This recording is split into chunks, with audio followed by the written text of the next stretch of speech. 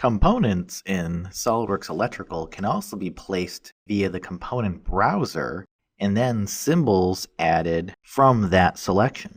Very often, it's convenient to specify the components ahead of time for bill of materials purposes and then create the schematic later. That is the process that we'll go through in this case.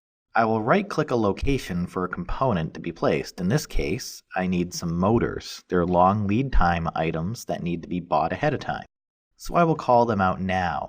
Under Machine, for that location, I will choose a component. In fact, let's go back to the Bolter 77 and say New Component.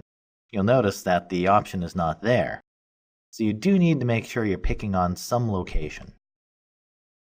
Now, go ahead and choose a root number. Now, the root number is being automatically selected by the classification of component. I don't want to select the box component. I want to choose a motor type component. So I'll pick that from the list. There are several subcategories, perhaps three-phase motor I'm looking for. You notice the root automatically changes to M, and 3 is because it's the next available motor that I'm placing in my design.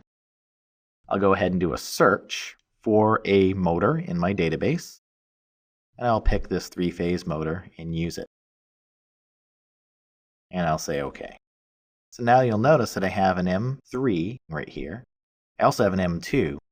You notice there's no plus sign next to each one of these, and that's because there's no symbol associated with them. If I go to M1, you'll notice that I have a symbol underneath it on sheet 10. I can actually go to the preview button and see where that motor lives.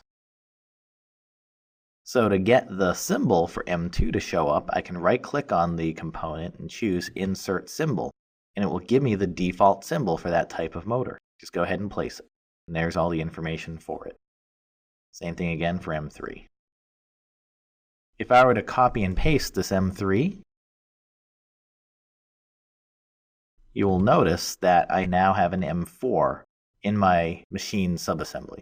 If I delete the M4 component, it's still here, so I would need to go ahead and delete that from the list as well.